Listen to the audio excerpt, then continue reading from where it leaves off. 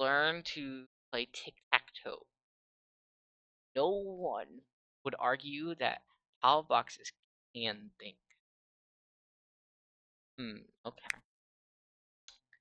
But before we get to that, we'll take a closer look at the problem of computer vision in the next lesson. Review and reflect. In this lesson, you encounter a few basic artificial neural networks you learned, and yeah, it's a very long thing, I'm not gonna lie. You'll learn that aliens are used to artificially. What am I saying? Come on. You are. Come on, Astro. Stop fucking. You learned that ANNs are used to make predictions from a set of input, and you showed that even small ANNs consist of a few connected neurons, can be rewired in a seemingly infinite number of ways. Also saw an example of a larger ANN, the digit recognizer. This ANN was not configured by hand. Rather, it learned a correct set of connections, much like the way you learn through experience. Finish lesson. Bro, I am so done with that lesson. Crazy how long that lesson took. Bro, that was only. No way. And I could do this 4 times in total. And then I had to pay for all those. Wait, these are. Wait, hold up. That's only. Be. 9, 11? 11 lessons? Assuming that each one of these are lessons. Not that this is only showing me a handful. And you keep going. And it's gonna take a while. Let's see, how long have we technically been recording? 2 hours now, basically. I'm gonna keep going and hopefully computers learn, or can computers learn is what I want to get to. But like, if these lessons are gonna last like as long as that lesson, like I don't know, I might bring this to a part 2. Um, yeah, the computer vision problem. Human beings now or human beings begin using their eyes before birth and can recognize faces a few days after their first breath. The most surprising thing is it all happens automatically. For a computer, seeing is not natural. What does that even mean? Computers or mean for a computer to see something? In this lesson, we'll begin to answer those questions. Here's a picture you might recognize, or you might present, and then train to perform image recognition. What do you see in this image? I see a couple deers, bushes, our driveway, are on a driveway, maybe. Is this a trick question? I think so, because I don't think this is what I'm supposed to be. Is this a trick question? It's true. Not at all. In this scene, you can recognize a bunch of things. Several deer, a car, a leafy bush, and grass. The deer and bushes are similar shade of gray, but your brain can tell they aren't the same thing. Yeah, because they are right there. Your brain might or may even give you a sense of what the grass and the flowers smell like while you stare at the scene. Uh,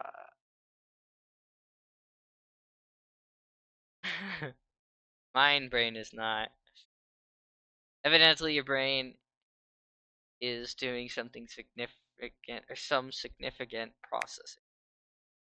Identifying objects in an image so effortless for you that you might wonder what's so difficult for enabling computers to see. The problem is a computer has none of the built-in mechanics that evolution has hardwired into your brain. In fact, it's not clear what it means for a computer to see at all.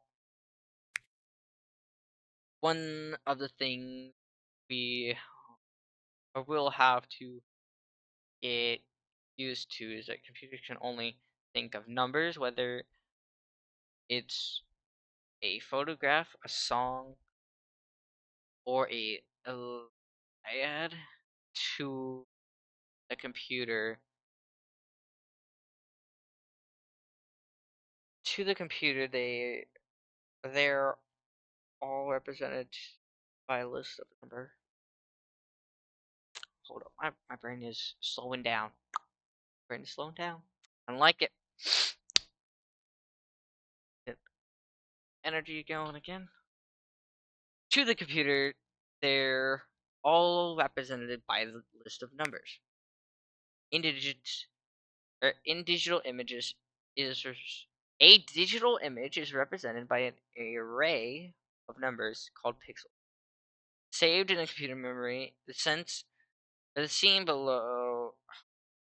above looks like this, except in several thousand times as many numbers. Seven, several thousand times numbers. But this is like nothing right here. This is literally, I don't know how I did that, but you saw it for a split second.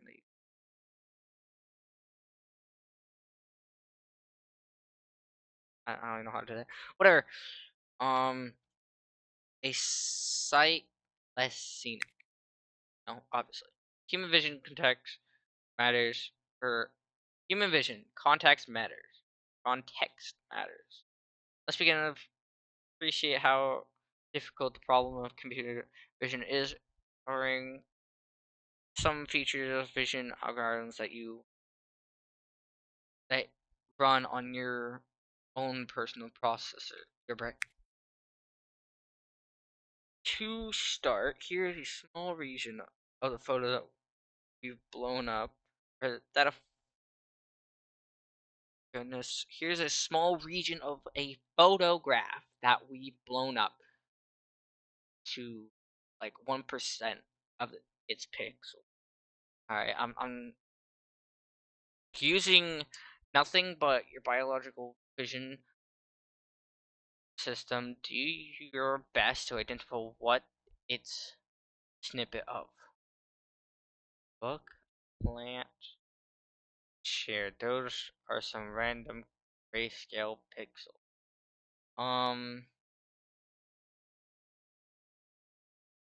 Maybe a chair. Because you kind of got like the seat, maybe you got the back thingy, and then you got the legs, maybe. Um, I don't know, but here, not even close. That color, this task, little too tough. After all, most image files are a computer store color information on a wait, what? Most image files on a computer store color information. Um,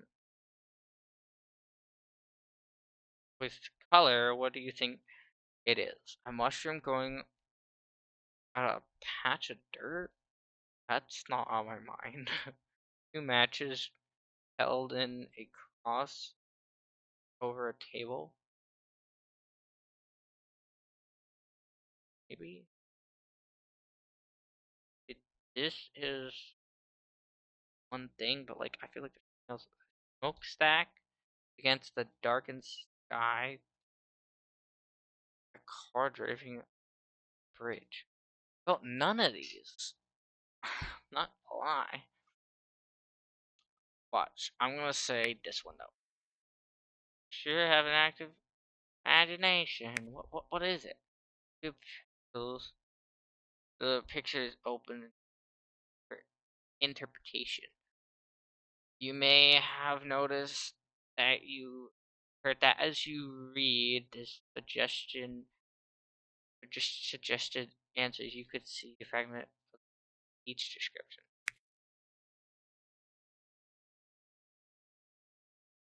What the? What?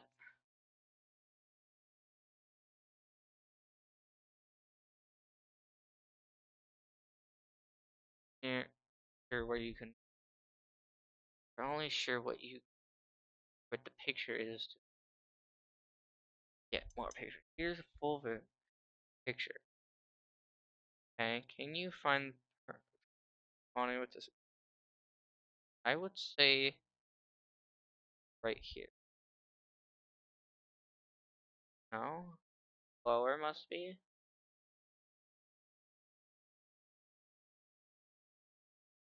right here. Maybe not. Thinking about how it was right here.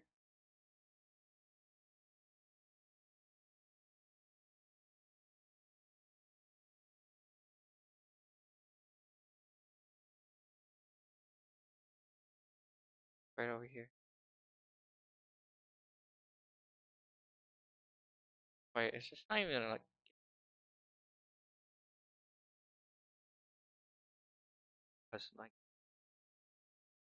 I don't know. There needs to be a cross, right? That's what I was figuring out. Not exactly a cross, but like that's not gonna be it.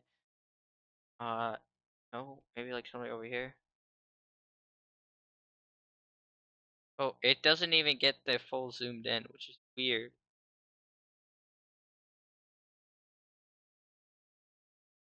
Maybe not down or not up there.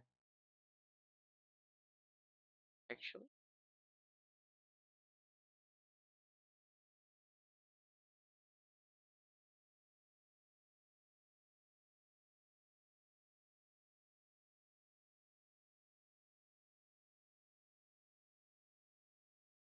maybe.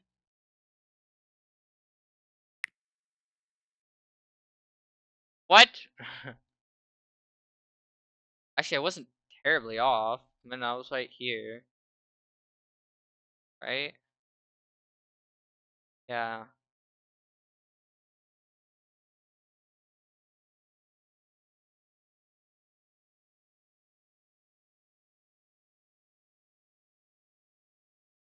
Oh, there's a car there. I didn't even see that car. This is what it shows you, basically.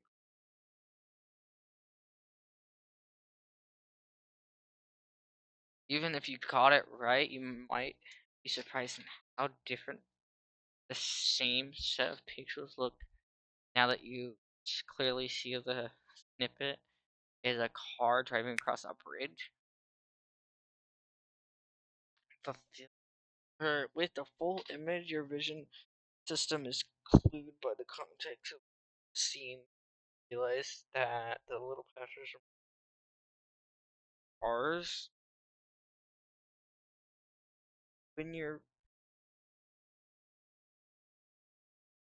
when your vision system is presented with limited information,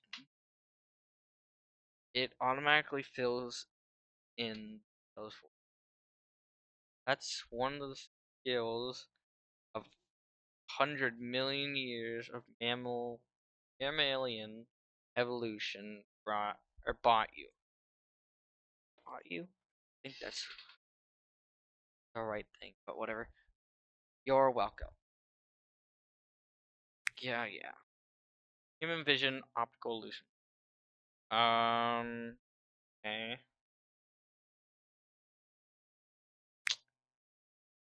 Brain does more than matching visual information to some internal visual dictionaries. Every image you see is an intermingle with your previous experience of seeing. Your visual systems even alter your perception of abstract shapes and colors. We can learn more about these internal processes studying optical illusions. For example, there are two gray circles separated by distance. Which circle's darker? I think they're the same. They are the same, right? There's no fooling you, is there? Because I'm pretty sure these are the same, but this is a lighter, like a white, and this is a black. These are the same color. I'm pretty sure. Um, yeah, see? Look at that. Look how that really messes with your brain, bro. See, you think this one's darker because these are lighter, but it's not.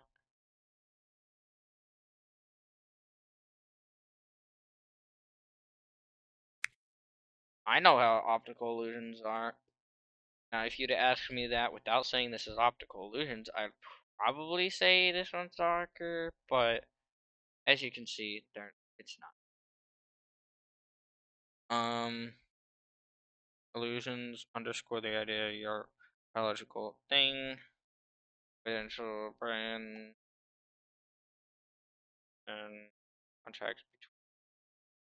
contrast between each circle and its environment.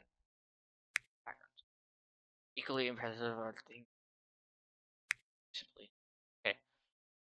Press play and focus your attention on the back crosshair. Take turns vanishing. If you stare long enough, what color appears in the empty spots? Okay.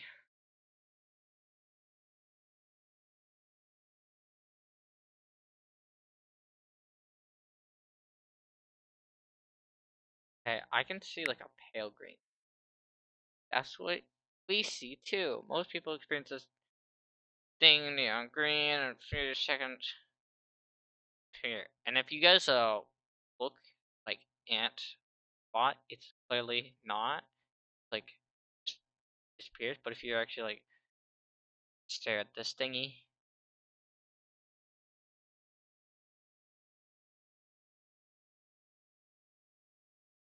and everything dis or is that actually just everything disappears? I don't know.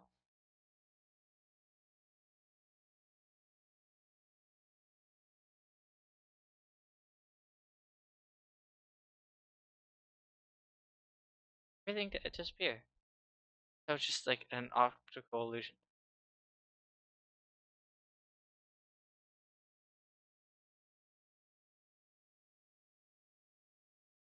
That's also part of the optical.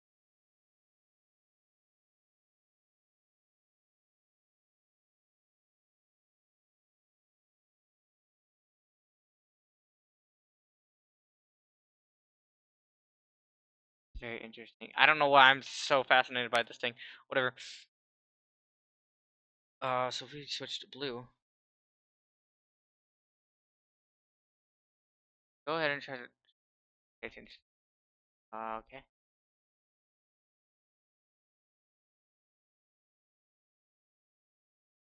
I see like a yellow now when you do blue, and if I do green, kind of like a red or a pink maybe, or maybe like yellow,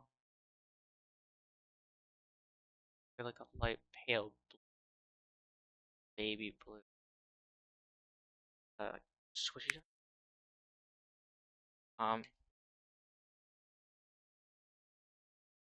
The example showcases is disappearing effect and processing that your vision system does not or does to help conceptualize patterns and focus on critical information. Stop growling over there. Stop it. With all the processing that goes on in human visual systems, it's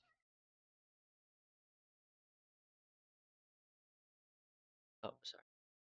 With all the process with all the processing that goes on in a human visual system, it's hard to know where to even be engineering in computer vision systems.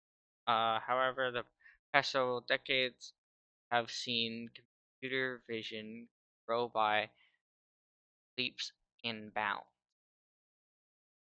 We'll look at the same, or we'll look at some of the basic ideas here, and we'll examine the architecture of cannons that underpin the technology later in this. Thinking in pixels. Now that we have a sense of head start of what our vision systems when identifying an object, let's consider some basic approaches on computer vision systems could achieve the same goal.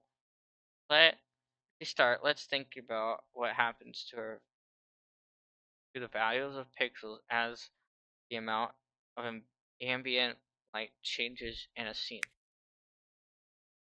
So like that, cool number of pixels in the image show small regions, black and white photo, Apple and pixel grayscale is 0 and 25, of where 0 is black and 20 or 255 is white. This scale is a arbitrary artifact of a computer memory architecture. In this course, pixels will instead take decimal values between 0 and 1. By examining the sample of pixels in the image, can you tell us what pixel best represents white? 1, right? Right, yeah, okay. So the lighter, darker is lower. Lower is darker, higher is brighter.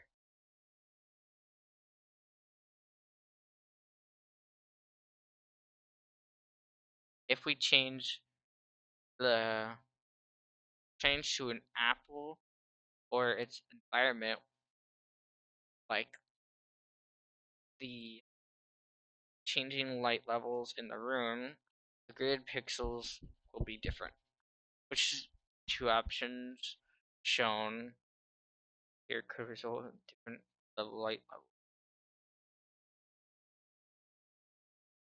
Like brighter or darker? I'm actually confused. Show an example. Okay, yeah. So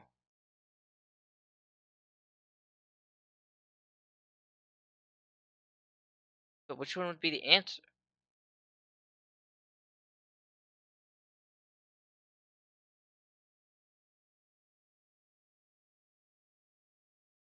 Oh. Okay, so this makes more sense now that I've actually seen it.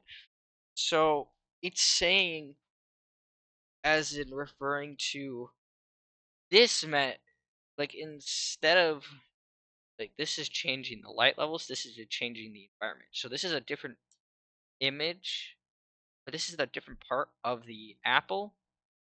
But this is the same part of the apple, but like they turned on the lights. Okay, they turned on the lights or brightened the lights right here. I am not reading all this out loud. At least I am going to probably read it in my head. Um, but it's exactly what I just said. Um,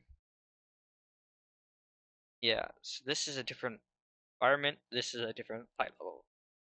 Okay. I don't care if I saw the answer or not. I just didn't understand it. You can see B corresponds with brighter. So This example highlights an important principle. Changing the brightness of an image changes the pixel value, but it does not change the underlying object. When designing a computer vision system, we could be hesitant to make rules that depend on absolute intensities, intensity. Alright. For this reason, it's common to center images before processing them by calculating the average pixel value, then again subtracting it from each pixel. Oh, in this centered image, an apple of the red pixels of values less than average, and green pixels have a value greater than the average. Centering the image, okay, you can see the edge of apple stands out from its environment, and a centered image does not always separate the object from its background. In this next block, we will build a or transformation for detecting edges of an object. Pixel arithmetic. Arithmetic. To identify an object in a set of pixels, finding its edge is essential. Otherwise, neither you nor a computer know the object shape. Before we start trying to build a computer vision algorithm in the next lesson, we're going to reduce finding the boundary of an object, arithmetic operations, pixels. Look at this checkerboard. How would you identify the position of a checker? The answer is simple. Look at the circles. Right. Like most image recognition tasks, it is more difficult for the computer. In this example, some checkers are lighter than background, some are darker than the background. For the computer, um, this fact complicates finding the circle. The computer would find it much easier to identify which checkers are on the image. One, like this one, that has information, colors, and checkers, obviously. This image has light pixels where the image, so this image has light pixels where the old image had vertical boundaries. Between different colors and has darker pixels. Wait, why am I reading it? Where the old image had vertical boundaries in between different colors and has dark pixels where there are no boundaries. So light on vertical boundaries and nothing on, or dark on. A transformed image is said to be filtered because mathematical operation has been performed on its pixels. Specifically, it has been vertically filtered because the vertical boundaries stand out Second.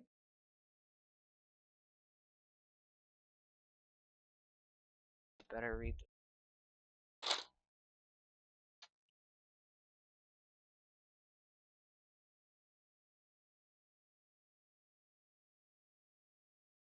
Better to understand. There we go. So let's reverse engineer a vertical filtered algorithm by thinking about what operation of her operation on the pixels would produce. Well, my goodness, my brain, bro. Brain is gonna explode. On that, let me restart. Let's reverse engineer a vertical filter algorithm by thinking about what operation on the pixel would produce white pixels at vertical boundaries. To make a vertical filter, what should you place a pixel in the old image with? The absolute value of a difference, the absolute value of difference in pixel intensity between itself and its right hand neighbor. The average pixel intensity of it and its right hand neighbor. The product of a pixel of its of it and its right hand neighbor. I'm probably gonna pick absolute value for the difference. Probably be, no, I was right.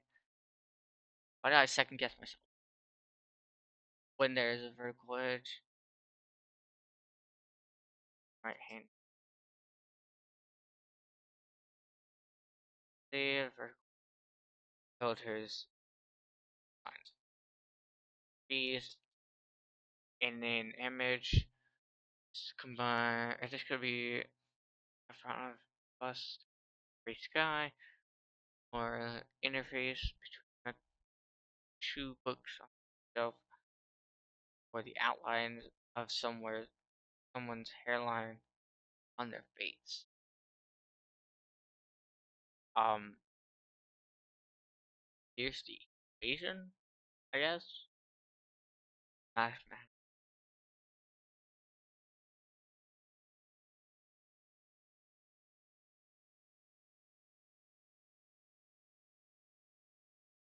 Okay. Um. Okay, I understand. But like, this is not what I kind of like want. So, like, I don't know why I'm learning this, right? Like, I understand why I'm learning this. Like, it hasn't really taught you, I guess, what, like, why this is different. I guess, kind of have, but like, I'm not seeing it that much. But whatever. Difference between the pixels and its right hand neighbor is 0 when the value is nearly identical, but it's 1 or 1 if the value of pixels differ significantly.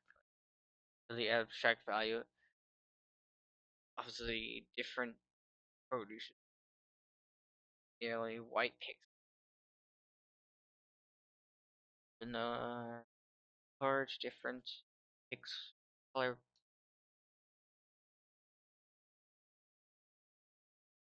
flex. Oh, okay. Horizontal filtering. If you want horizontal edges, detect horizontal edges.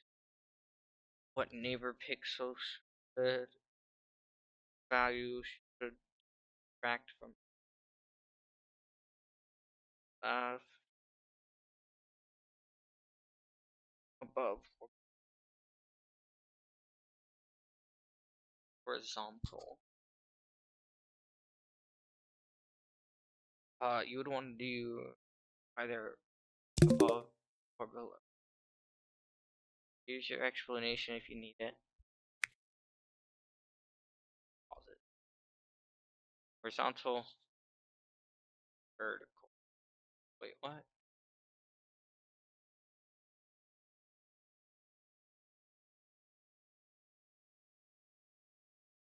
Yeah, okay.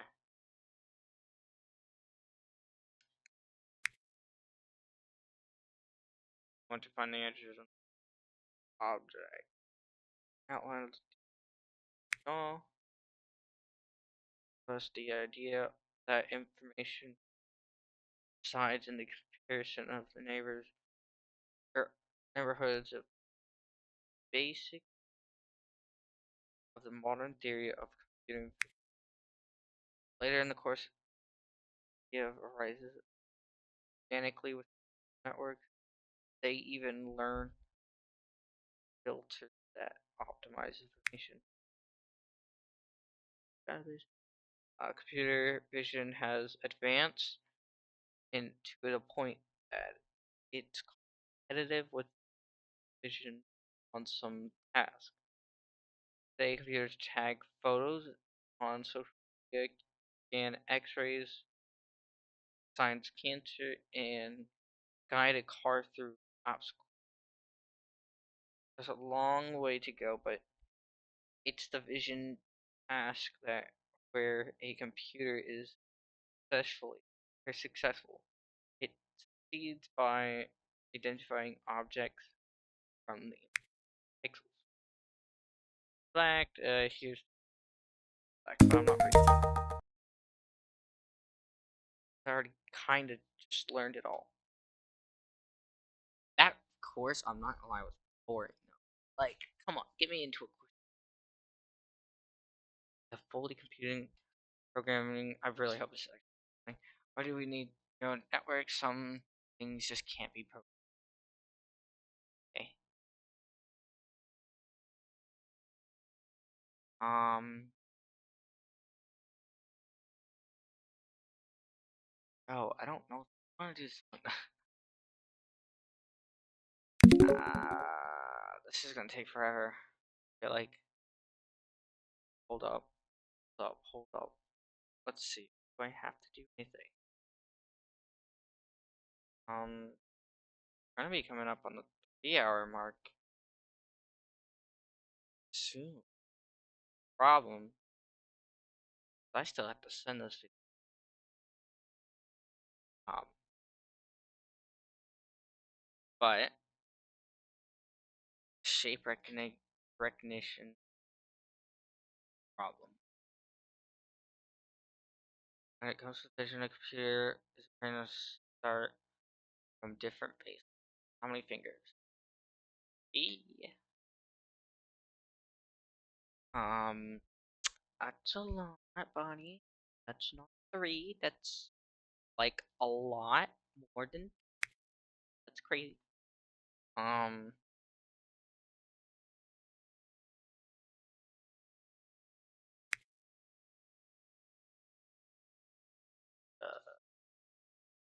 got it. So square, maybe a triangle. Triangles are probably the hardest thing. Or whatever this is. This is really not a triangle. Like, why would you zigzag? Why wouldn't you just. Whatever. Triangles, squares, circles, ovals. Uh-huh. All consist 400 pixels at different resolution, shapes, regular, like irregularities, but human can still classify them correctly. What difference between different shapes exploit might we exploit to get a computer to distinguish them reliable? Each kind of shape has a different number of dark pixels. Each kind of shape has a different area white space. Each shape has a number of corners. Uh, um, yes, but also no, because the circles might glue to the same amount, maybe to a triangle.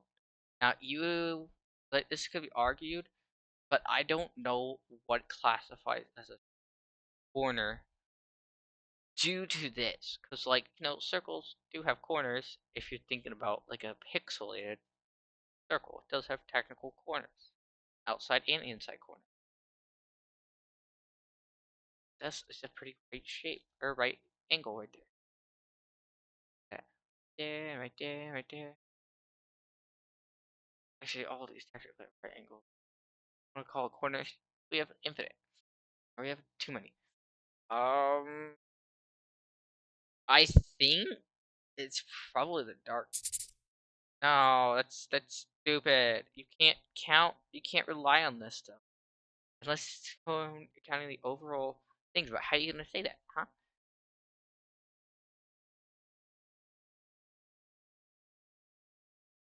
4 pixels. Like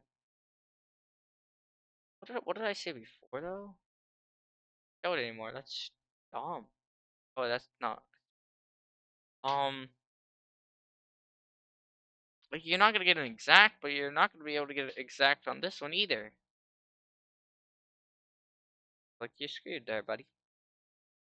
Your triangles and circles might get the same amount. Obviously, the square is not, but whatever. Program a computer to identify corners in an image, then it classifies shapes by counting the corners.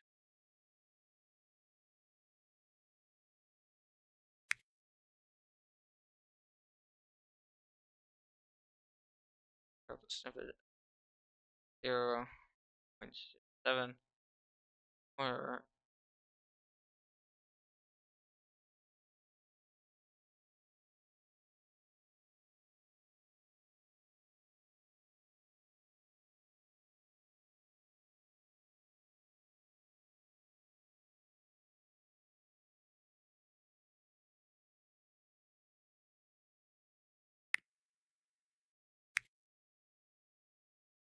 uh-huh. Yeah, so like look at this.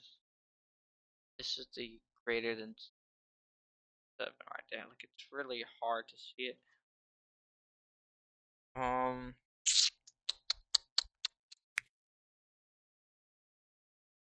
Binary image is when zeros and one.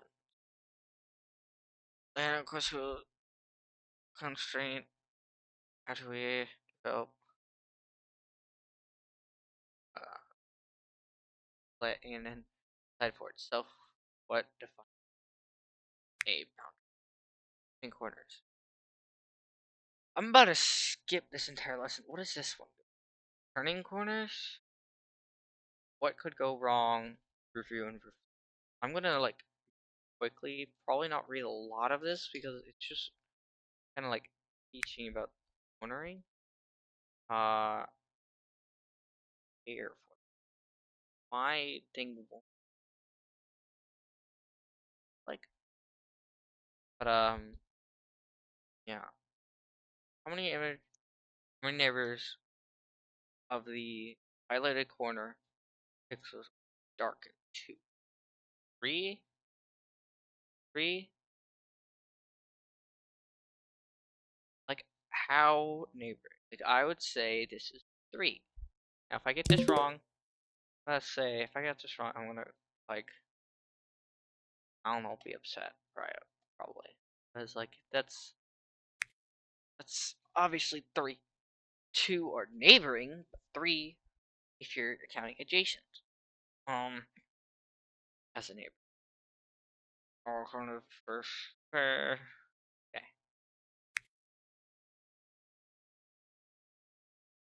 Based on image, how would you define the corner in an algorithm designed to count?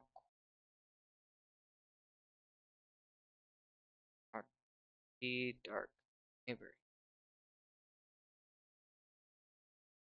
No, because that kinda doesn't make.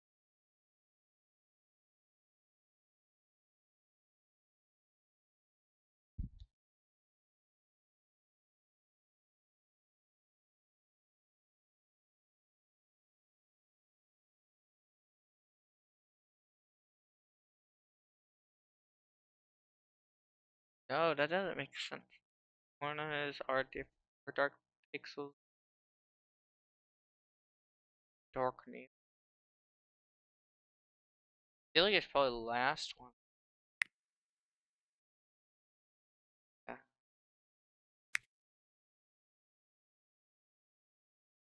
Okay.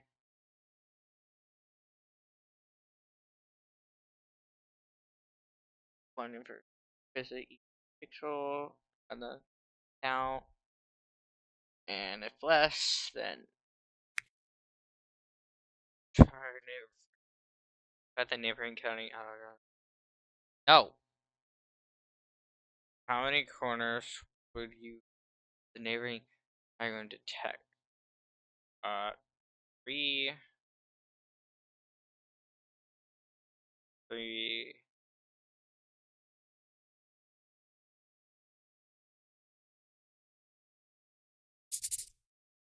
Zero. What?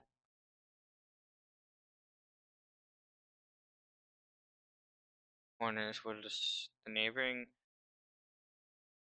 are going to like? What are you talking about? Like, let's say if I was counting this corner, because this is a circle with corners, because it's a pixelated. Oh my goodness. Hey, how you gonna tell me that? Okay.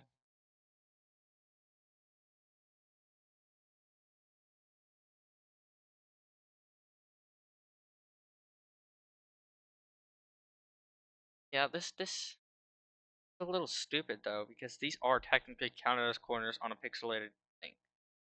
You want to count it? You gotta get a JPEG that doesn't have corners. You want to do that? Then do that. Really fine. Or PNG, not JPEG. Whatever. One of them don't have a pixelated shape recognition. Okay, just the final check. Uh, neighbor counting algorithm detect. Probably.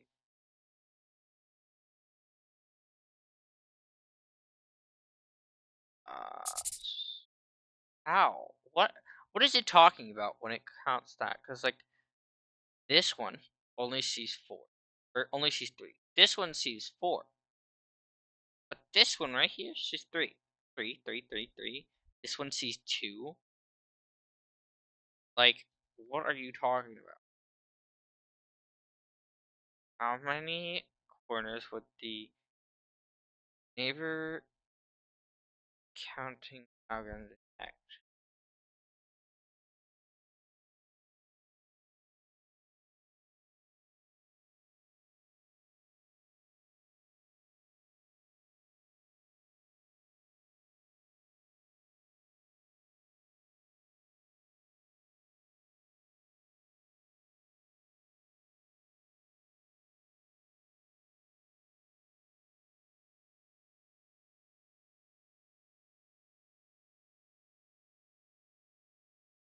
This wouldn't count, right? These wouldn't count diagonally. I don't know. Show the explanation.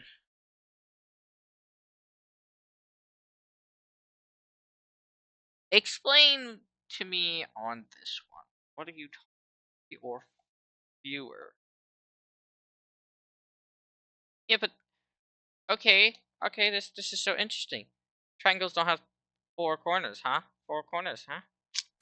Don't tell me about that. You dumb. Bro.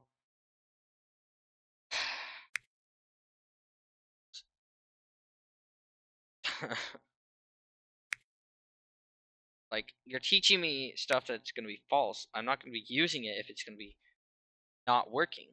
Like, stop telling me that. Not even showing me the code on how to do it. Showing me the useless info that I'm not gonna be using code. I want to learn coding, not just skip this entire neural network and deal with the first one. First one at least taught me something, like what it is. What I'm gonna do is probably not do the last lesson. Not talking about that. I think you walk. What if what is changed in heading angle? Smaller, 90 larger. What?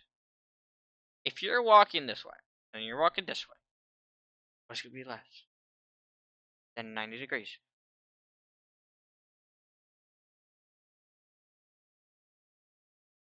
Show an example. I need an explanation. Oh yeah, forgot. It's stupid. It measures on the outside angles, not the inside angle. Okay, I don't want to hear it. It's been a little while. I am kind of tired of this already. Alright, I'm very tired of this. Remember, I got into this wanting to do coding, not other thing. I want to do learning the AI coding of neural networks, artificial neural, ANN. The ANN first one was the best one, honestly. I'm skipping everything. Alright, so explanation. Here you go.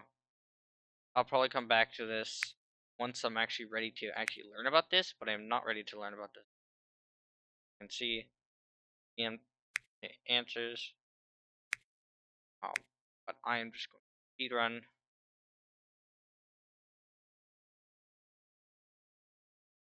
Kind of cool.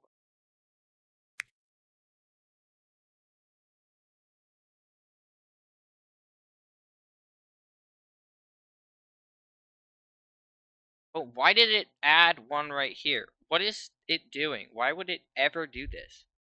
Realistically, this shouldn't even exist right here. This 1 pixel. It should not exist. It should not be there. It should be white background. Like, who drew this to cause a point right there? Because if you drew this, like, you messed up on your drawing. Do you think it looks okay to me? Why not? Yes, it sure does. But we need to look all possible. No explanation. There you go. Blah blah blah. I'm literally over this right now. I'm just going to skip everything. If you really want to learn it, I already told you where to go. Brilliant.org. And then sign in and do that. Judge an animal. That looks like a tiger to me. Not gonna lie. White tiger. But you never know. It could be an orange tiger. No tiger. So I just think it.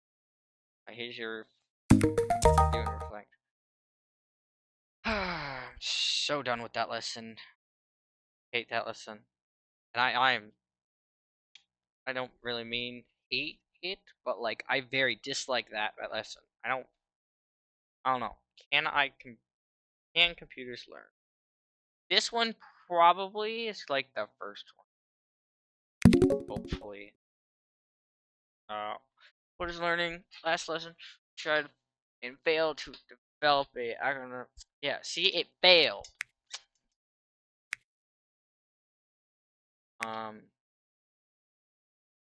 Wait. What am I doing here? Try again. What is it doing? Each white tile represents a place in your apartment where your keys could be hiding. Wait, did I just really guess that once? I clicked right here and it like was there. What was that?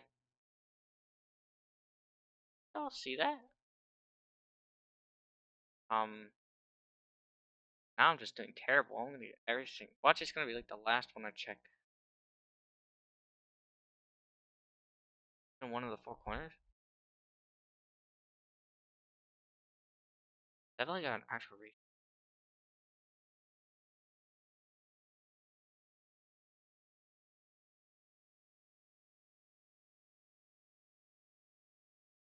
checkered style and then back. Um, checkered style is not looking great. Not gonna lie. Oh wait, I messed up. Check. I'm messing up. I'm messing up. Stop. Stop. Stop.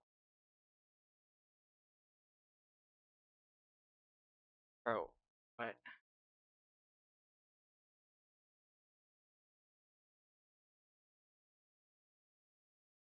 I was just like playing what it called in what it called. Or playing what it called in Steak. Like trying to not explode and like a bomb. Doing here. Better to have a lower guess. I'm doing. What it calls corners.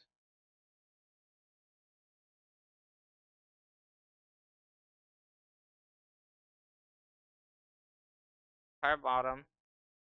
If we can get every single.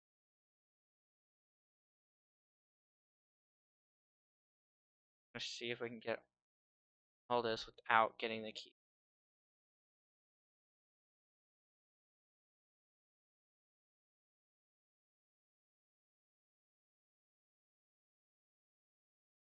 Probably get 3 rows. Yeah. This entire right. This entire top. Dang it. Whatever.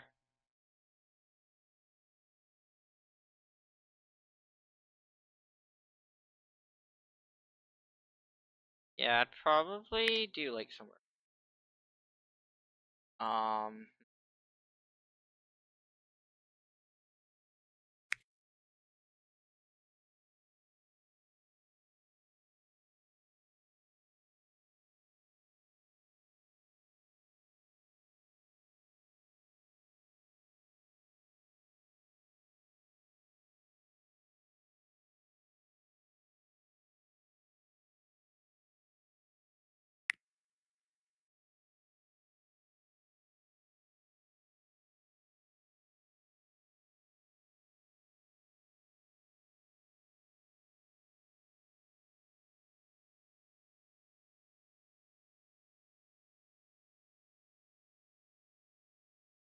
Oh, okay, never mind.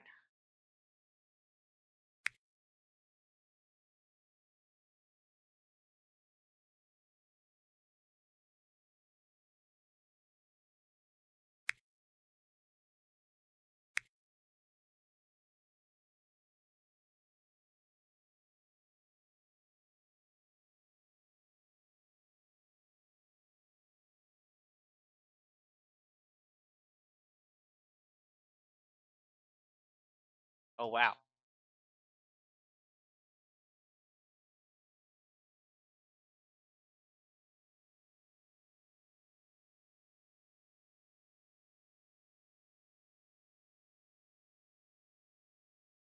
Okay.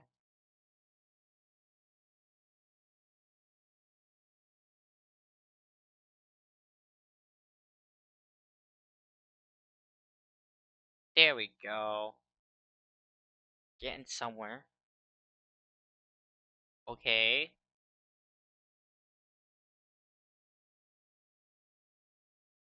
Okay.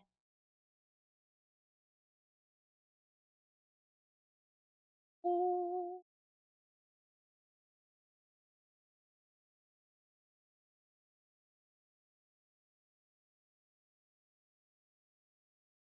Wow. Okay. Click.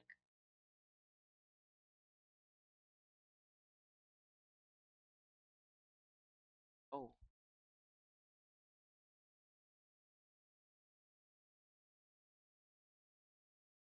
Whoa.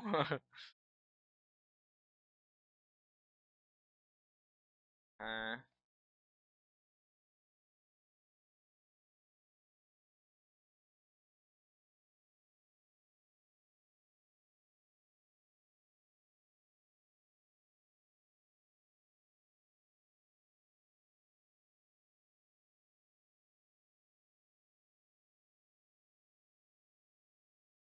And we're gonna try to get every single this info now. I want to see the highest I can get.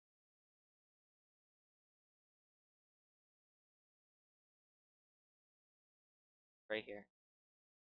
Okay, so just like dance around it like crazy. Look how interesting this looks, right? 63 and boom.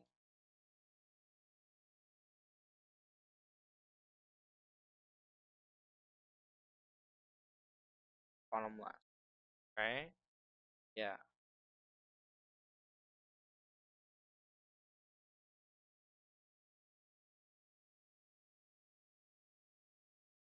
I feel like it's gonna be like right here. Yeah, look. Right there. Let's go. I don't know why I am doing this, but it's at least kind of helping my brain. My lowest was like 6. Excellent score. Yep, yep, yep, yep, yep, yep. Okay. Or at least this one's kind of interesting.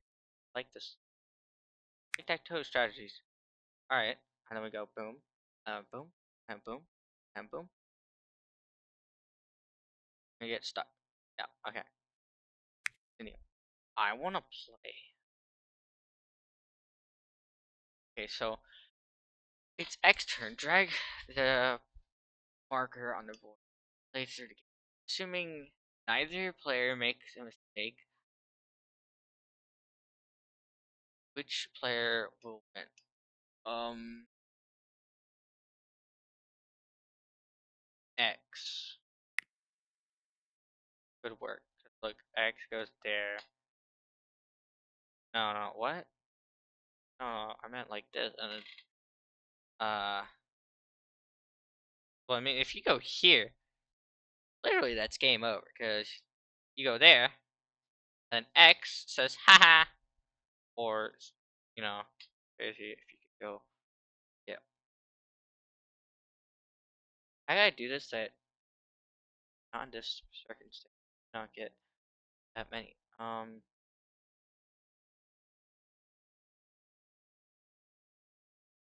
Somebody made a mistake there, somebody there. Not make a,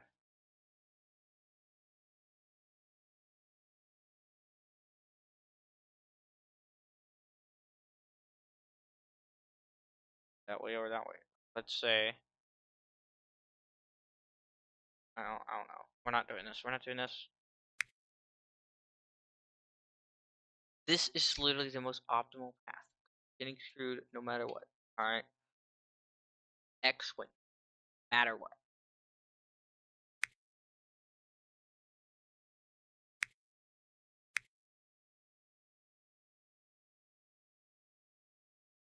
Uh X turn. X depending on the, okay, so I want to go X goes here.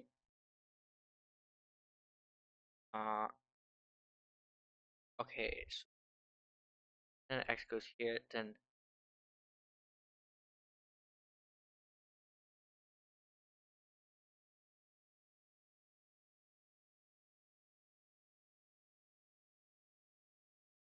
an option. Empty X is, yeah.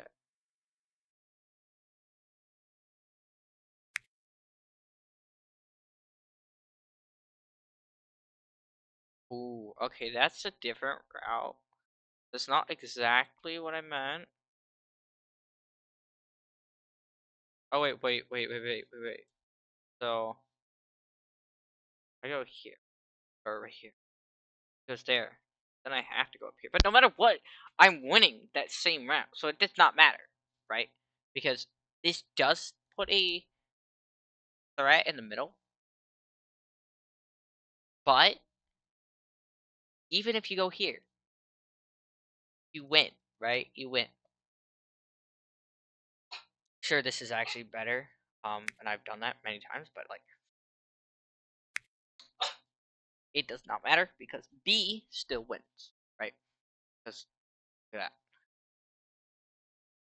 that. X wins the game. Oh, that becomes a cat. Um,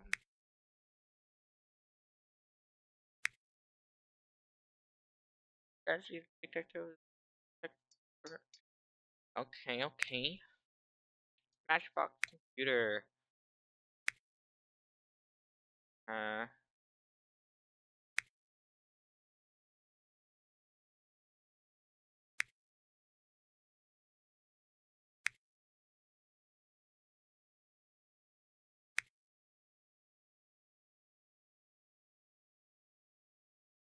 got it.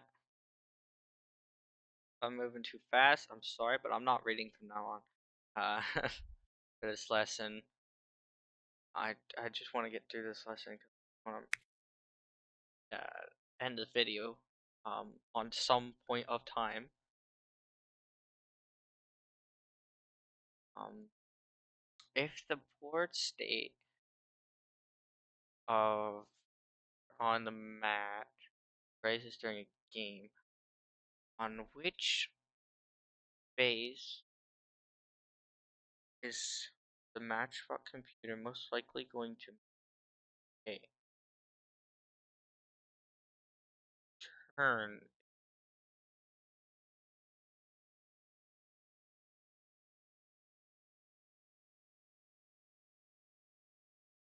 Uh,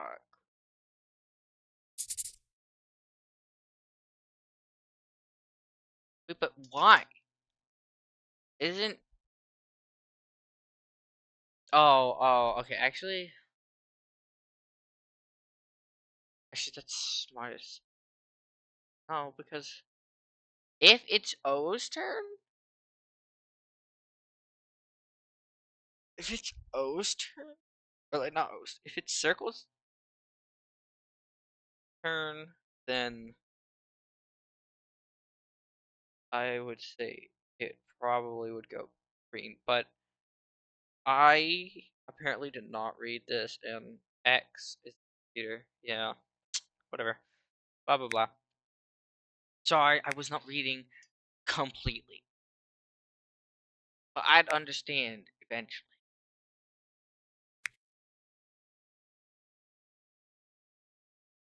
Random box with or what adjustment beads in the box will increase the likelihood of it. Add two, one red and one blue. I mean, technically, removing the one red and one, but technically either. Yeah, because technically this just doubles it and equals the exact same thing as if you did this. So like they're gonna do it. Also, there's your info if you need it or want it. But like I said, you can go to berlin.org and literally just do this yourself. It's the 5.1 computer, whatever it was, for your own networking, artificial, whatever it was. To design a computer. Okay. Be drawn. Okay.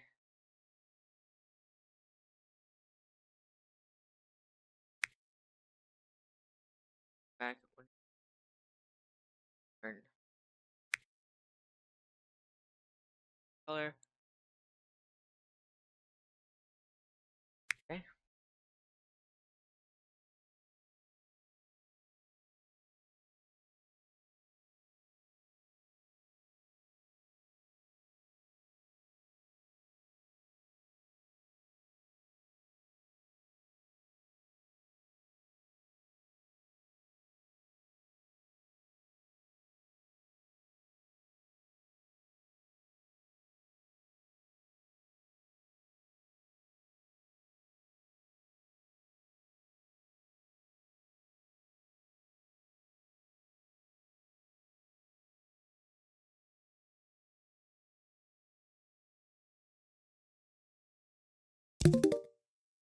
Okay. Here's the explanation, but um, sorry if I'm going very quiet when I'm reading these. I am concentrating. Reading. Uh,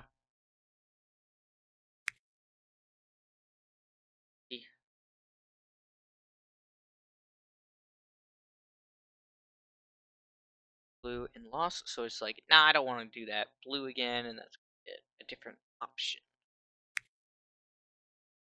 After 10 games,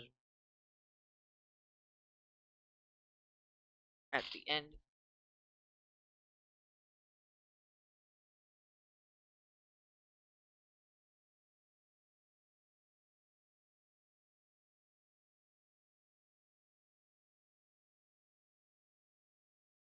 is computer failure.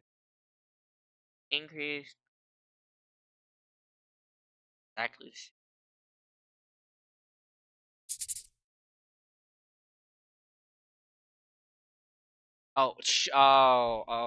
The likelihood of losing. I wait, but like, what?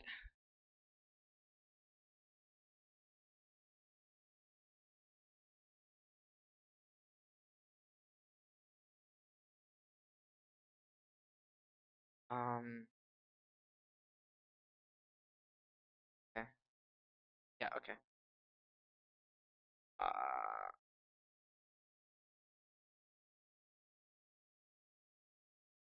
alright. Alright. Whatever.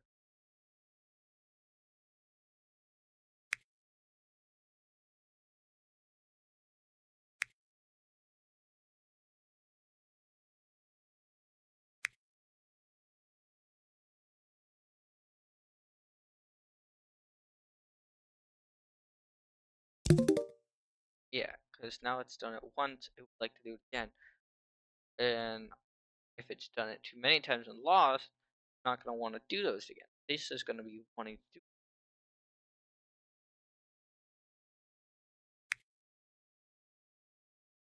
Okay. And then, boom.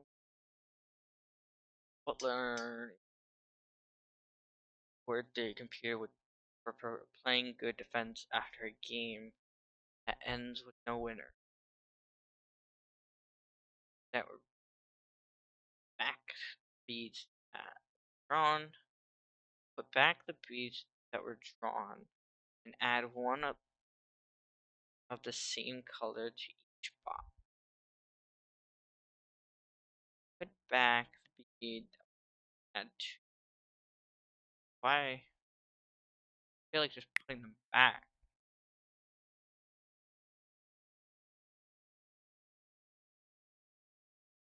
But it's not supposed to learn how to defend itself because you want it to do.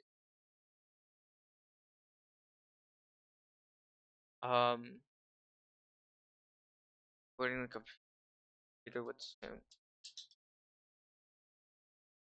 Uh,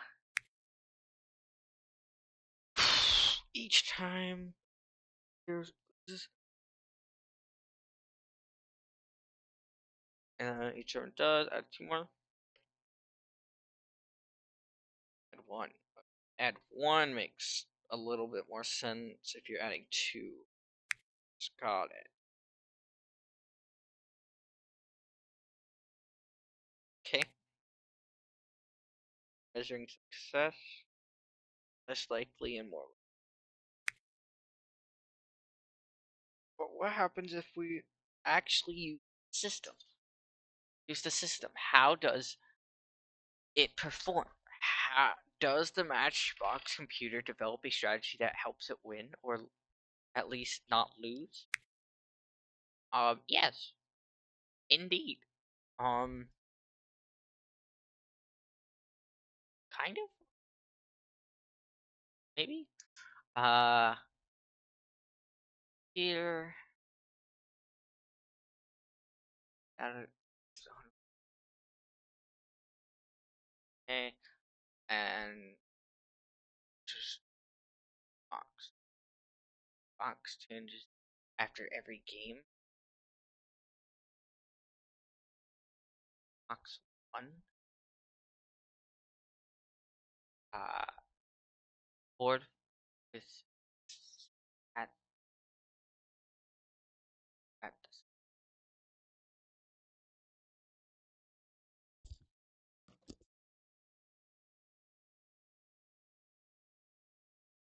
empty. Any of them? Wait, what? Notice that the number of beads in box one changed after every game. Can you tell what board state box 1 corresponds to?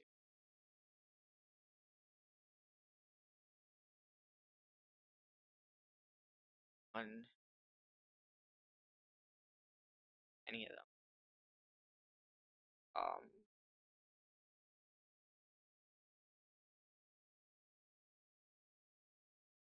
I honestly don't understand completely, so I'm gonna say this one.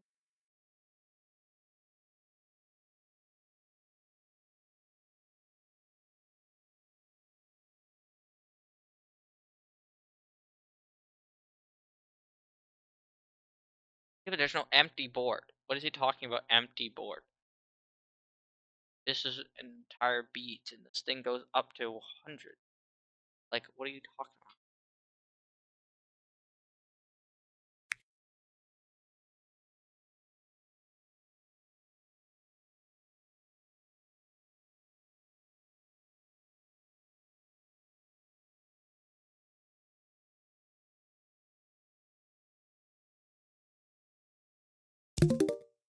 Yeah.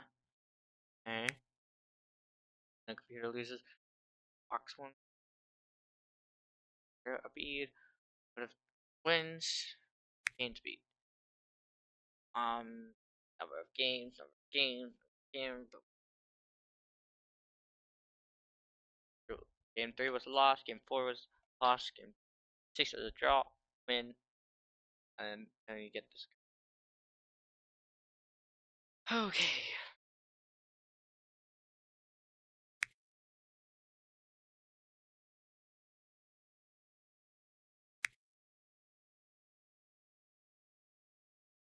Yeah. A bit longer. No, it's been like 3 hours. I did not mean to.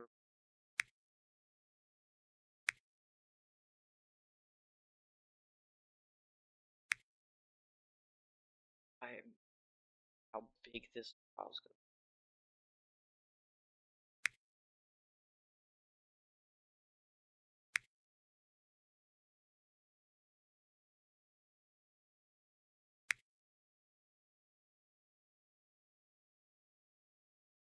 Okay, I have a car, video game, set of images, recognize, image, okay. Alright. After, this, now, unit 1 complete, strides, alright, well, I don't have this, so I can't, but,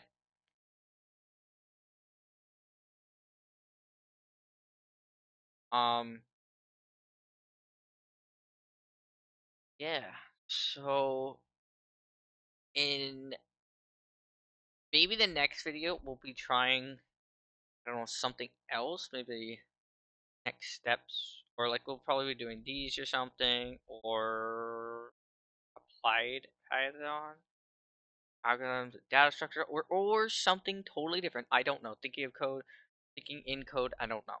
But I'm gonna have to end this video. I guess here. I hope you guys enjoyed. I know it's been a very long uh video, and I'm sorry. I did not mean to make this as long. If I would have known that this would have taken 3 hours, I would have split the two up.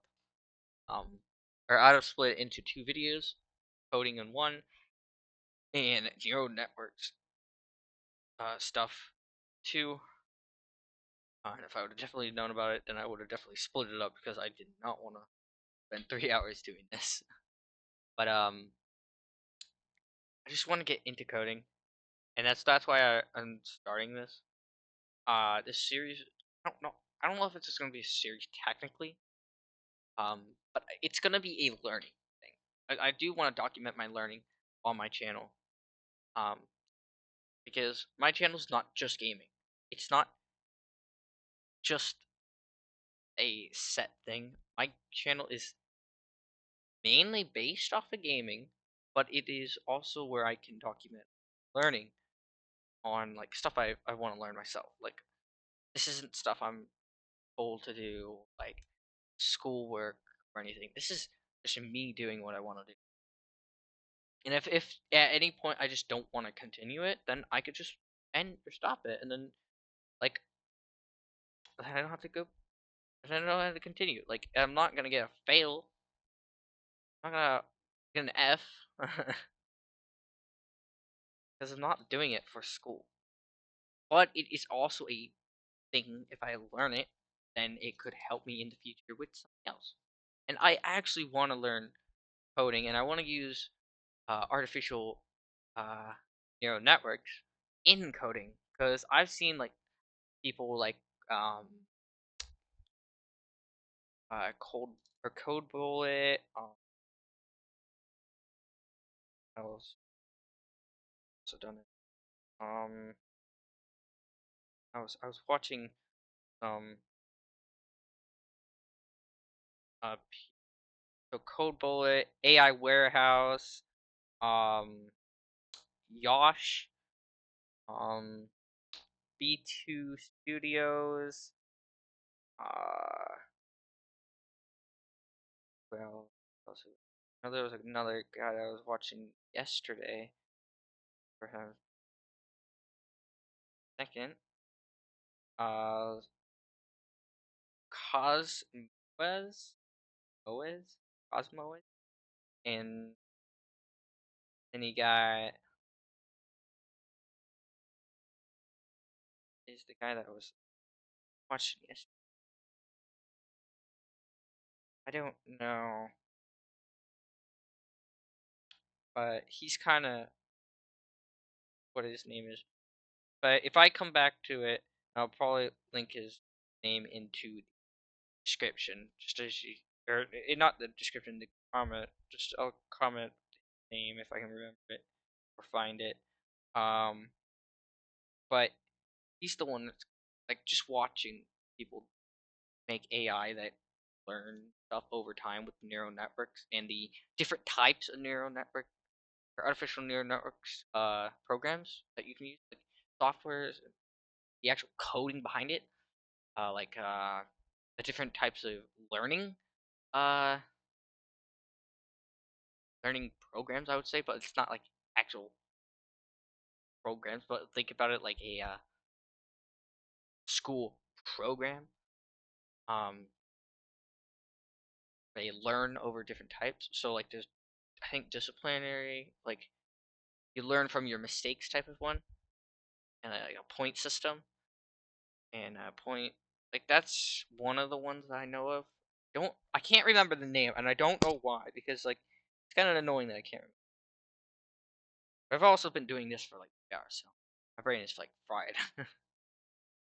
So, anyways, I'm going to end this video now. So I hope you guys enjoyed, and if you guys want to see more of this, be sure to drop a like, and yeah, see you guys in the next one. Bye.